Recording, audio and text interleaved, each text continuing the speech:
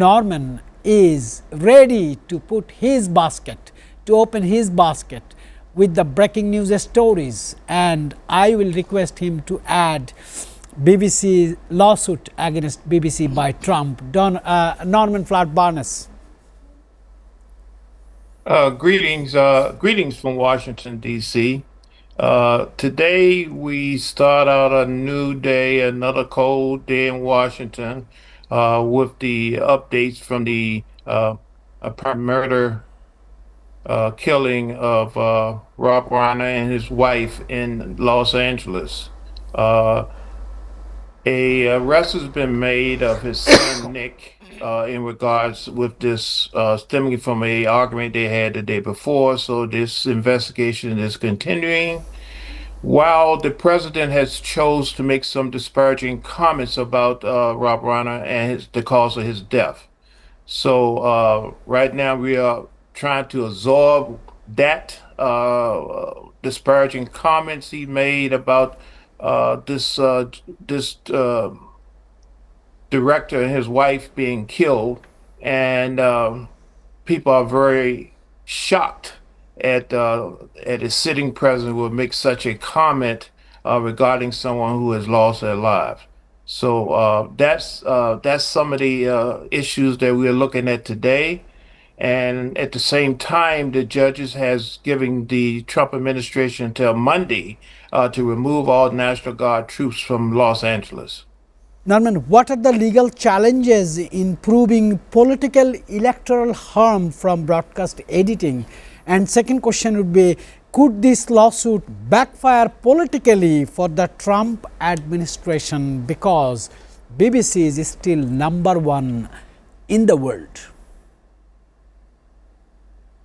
Thank you for the question. The lawsuit represents a situation where free press, international correspondents, and journalists in whole must fact check. They must make sure what they put out is correct, and speed is not always the best answer to putting out information. In this situation, changing the narrative for the purpose of news sensation is something that is, in this case, could be costly to the news service and also to basically journalists overall.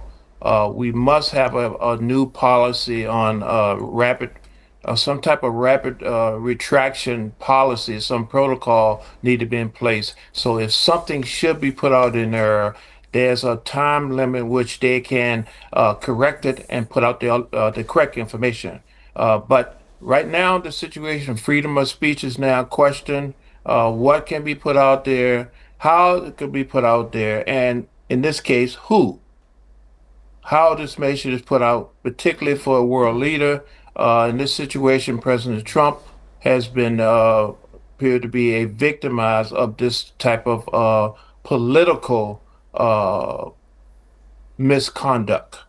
Norman, what are the diplomatic obstacles in reconciling Russia's security demands with Ukraine's territorial sovereignty or concession? I have one more addition with this. How could use of frozen Russian assets for reconstruction influence EU and US unity?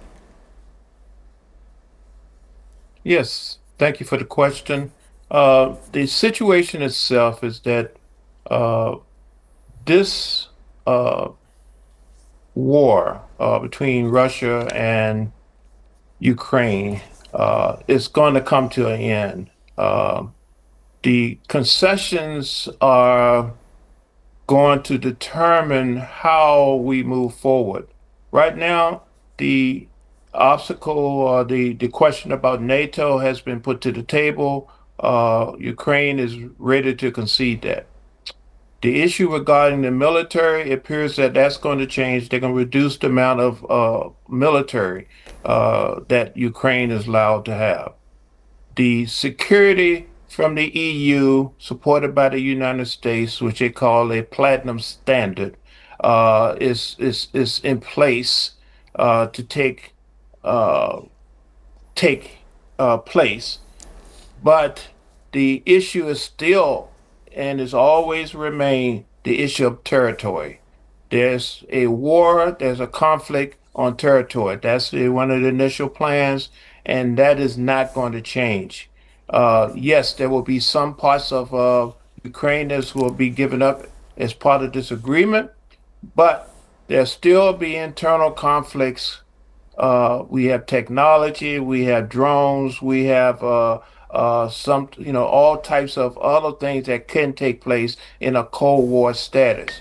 So peace is not going to come to the region, just a sensation of it. And I believe that it will only last about 38 to 40 months. And then we'll be back in the same situation again. And this unresolved issue is going to continue. Sir, I just want to know what leverage does the US actually have over Israeli military decisions, and how might this tension influence future Arab Israeli normalization efforts? Along with, I just want to remind you what my very favorite teacher, Professor Imtiaz, says: why United States is not going to take over or declare Israel as 51st state. It will solve all the problems, sir.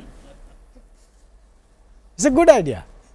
Uh, Thank you for the question, but I don't believe that we are ready to absorb a 51st state.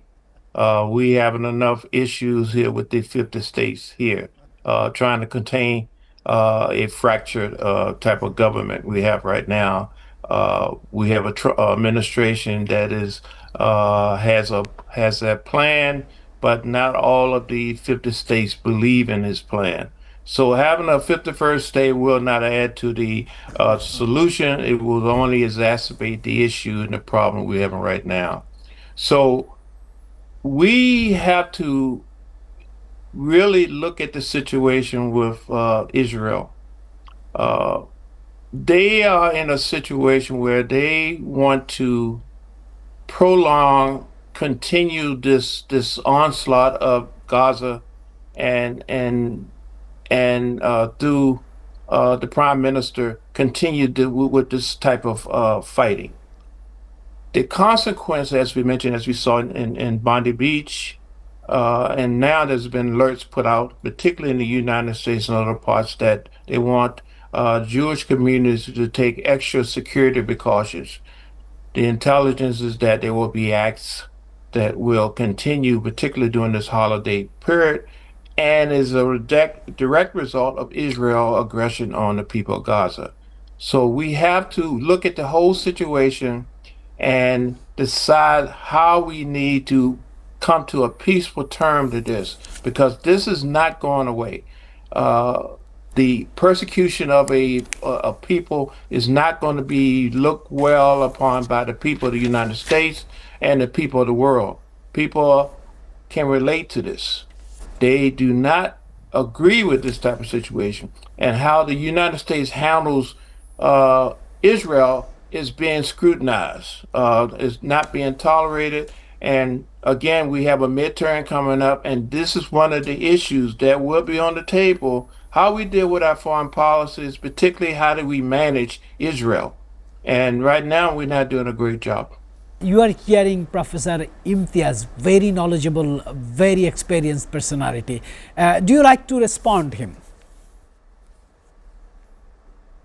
I'd just like to add to his discussions.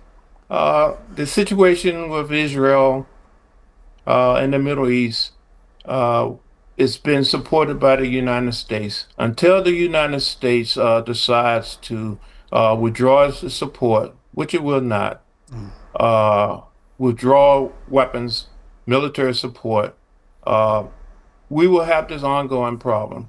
At one point, we support Israel. Yes, we tell them we'll support you.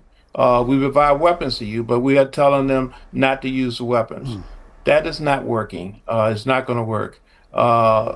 We have to decide that we have to tell them, stop, no, we're not going to give you any more. And the Arab countries has to come in. They All have to get right, involved. They have to be Norman engaged. sir, we are going to be disconnected in a few seconds. I really appreciate your participation.